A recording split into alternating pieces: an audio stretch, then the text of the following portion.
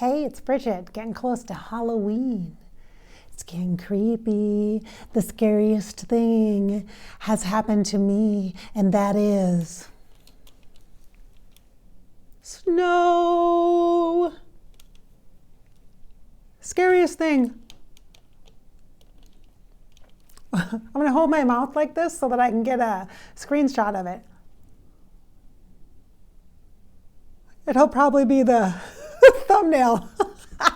Okay, so you have to have a sense of humor if you're a psychic or do mediumship work.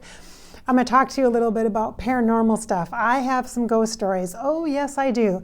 And I could talk to you for probably about 5 hours straight about creepy, weird stuff that's happened to me, places I've been where I felt energies, and all sorts of stuff. So I'm going to talk to you about a couple of those today. First is one that stands out in my mind from being psychic. So I've had some creepy experiences prior to being psychic that I can also talk to you about too.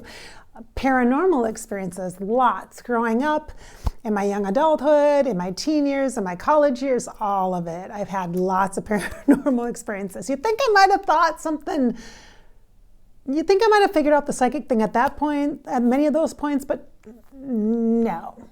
So as a psychic, I had the opportunity to go to a place and do a clearing. So a clearing, I did it with one of my friends who was also a psychic at the time, psychic medium. And what a clearing is like feeling into the energy, kind of reading the energy, and then resetting the place.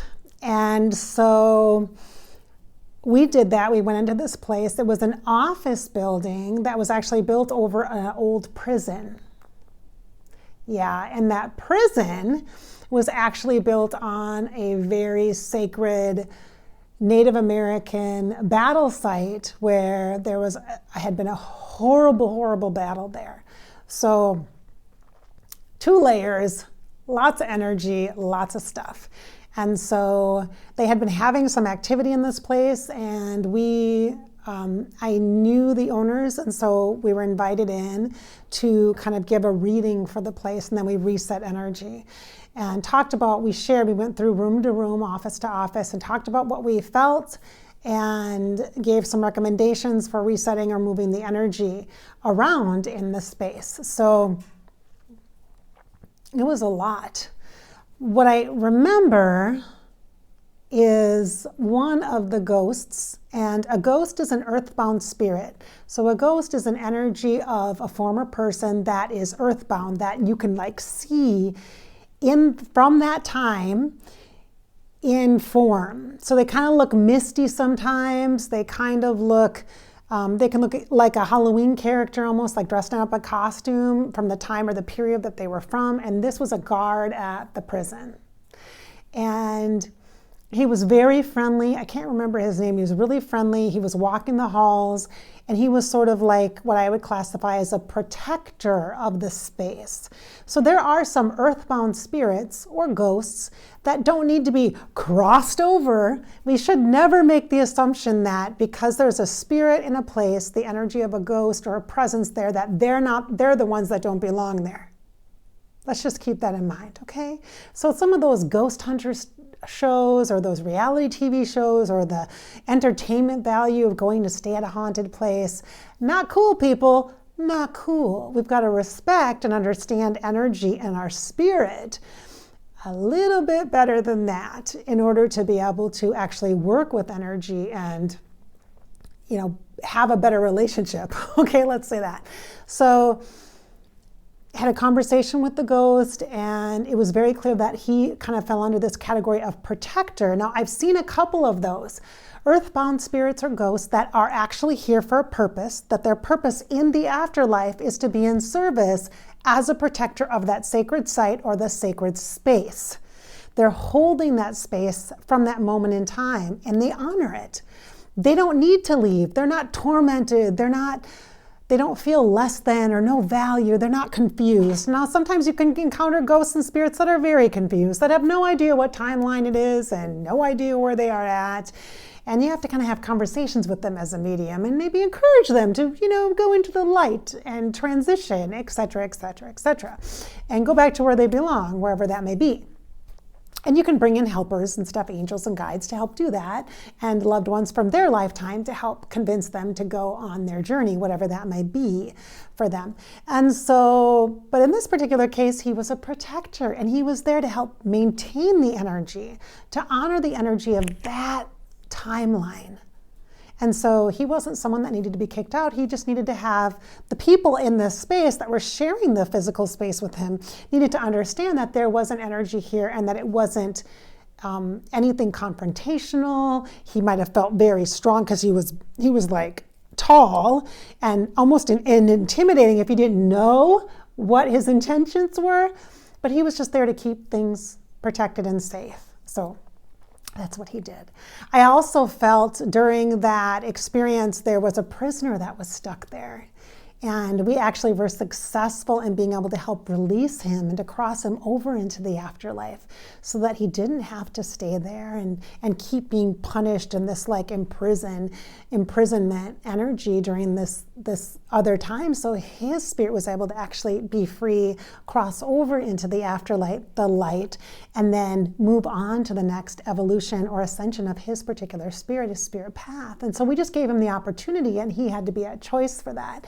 And he was so broken and so just such a sad state that it was so healing and so beautiful. And we saw green light. I saw green light, yellow light, and white light come in to help with the transition and the transformation as he stood up from this cowardly, kind of scared place in the corner, this feeble man standing up and then kind of just rising into this afterlife, however you classify that. To me, it's like transition into the next, that which is next. And he really embraced that and moved through that portal or channel. So that place was definitely a place that I would say I would not be comfortable having my office there because there would just be too much activity for me. And what I tapped into the first time I was there and to do the clearing was that timeline of the prison. That timeline was what was really dominant to me. And so if we were to go back there, this was years ago, you guys, this was like over 10 years ago that this happened. So this would have been pre-2010, okay?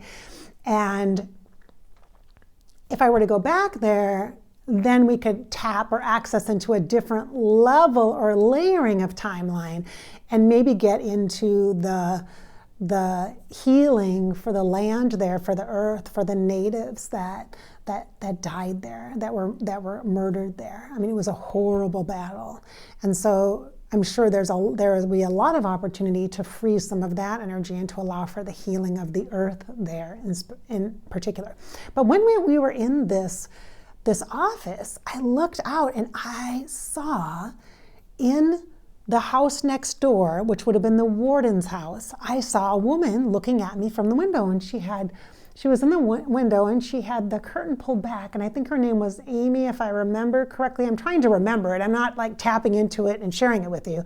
I'm just remembering it in my analytical brain. I'm not psychically remembering it. But she pushed back the curtain in the window and I saw her standing there, and her name was Amy, and she felt like the wife of the warden at one of the times, and she was kind to the prisoners. Like she would care for them in a way. She'd show them compassion and empathy, and she was kind to them. And I could see her, and I was talking to her. I was like, "Hi, hello, I see you." And I was talking to her, having this conversation with her. And so then my husband and I, a couple of weeks after that, maybe even a month after that, we went back and toured that house because it's a historic site.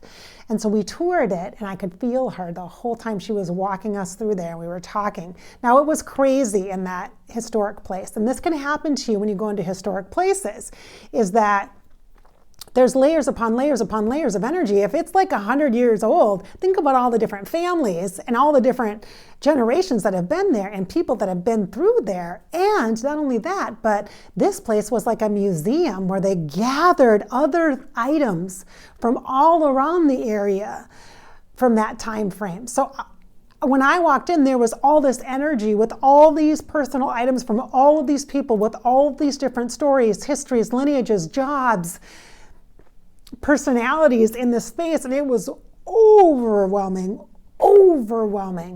But I was able to see Miss Amy, and have conversation with her, and in fact, I reached out to one of the curators of the museum there, the historic place, and shared a little bit about my story about, connecting with this person, blah, blah, blah. And he was actually rather rude to me when he replied and was like, well, what else can you tell me? What else can you tell me? I'm like, what do you mean, what else can I tell you? What? Like, I'm not working. I'm not going to sit on the phone and tell you. I'm not going to channel or do a reading for you on the phone. I'm just telling you, hey, I had this experience. It was really cool. If you'd like, I can come in and we can have a conversation about it at the place in person. I can do it for you in person. I think he thought I was trying to sell him something, which I wasn't.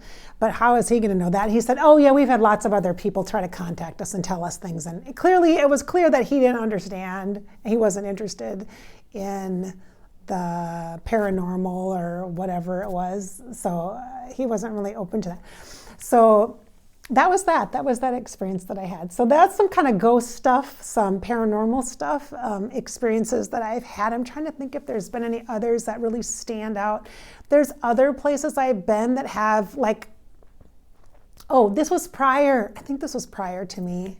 Yes, this was prior to me knowing that I was a psychic. Okay, so that was in 2002 was when I had my awakening where I recognized, not everybody knows this stuff. Not everybody has all these experiences. Not everybody sees all this stuff. I thought I just had a great imagination, And so this is prior to 2002.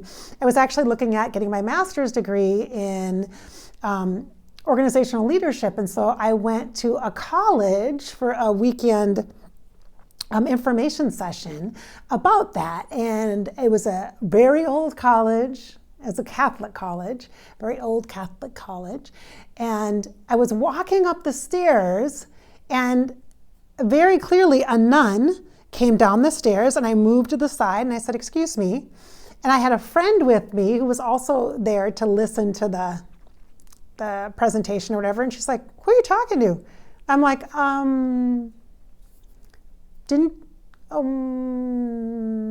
I said, must be a ghost or something. I just kind of made a joke about it or whatever. But I clearly saw a nun moving down the stairs. No big deal. And so I will have had, and I've had over my course of my lifetime experiences where I've been walking someplace and I move around an energy like it's a person, but I know it's an energy, a spirit or what have you, or some kind of an energy, kind of a thing, a pillar there. So I'll literally move around it. I'm not going to walk right through that. As far as other experiences, I have had experiences in Paisley Park where I have connected to and felt Prince from the afterlife. And that was pretty cool. And I've done that shared that with groups that I've been with too. I've shared my experiences from being there and doing a tour there and stuff. I've done that a couple times, so. It's easy to connect with them when you're near Paisley Park, super easy to connect with them there. Geographic location does seem to help a little bit, I can tell you, in that regard anyway. And so I've had some experiences with him there. I'm trying to remember if I had any specific one.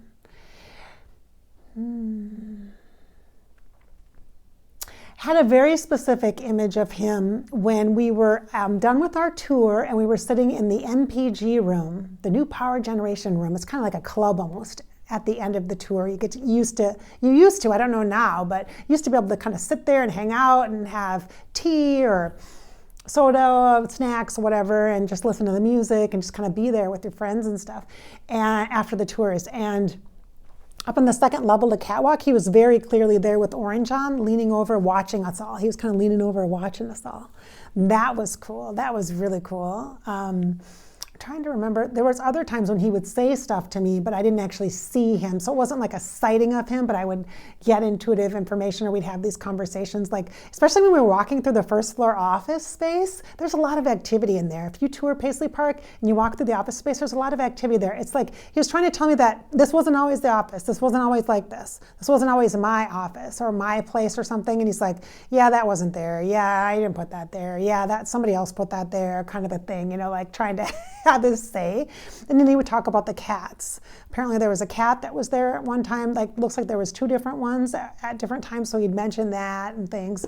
Can't remember what else he said off the top of my head, but so those were just a couple of examples of some experiences that I had with ghosts or paranormal experiences or connections based upon places or historic places that I have been. So I haven't been to Graceland actually on a tour inside, so that's one of the places I'd like to go. And I would also really like to go to Hollywood again. I've been to Hollywood many times in my life because I have relatives that live there. So every time we go, we try to go down Hollywood Boulevard and walk up and down it's a little sketchy there now, but we'd walk up and down the Hollywood Walk of Fame and see the stars, on the sidewalks and stuff. And that was cool, at the time and stuff. And so I'd like to go there again. I'd specifically like to go to the cemeteries there. And I could spend a couple of weeks there just going to the cemeteries and talking to all the dead people there. That would be really cool to me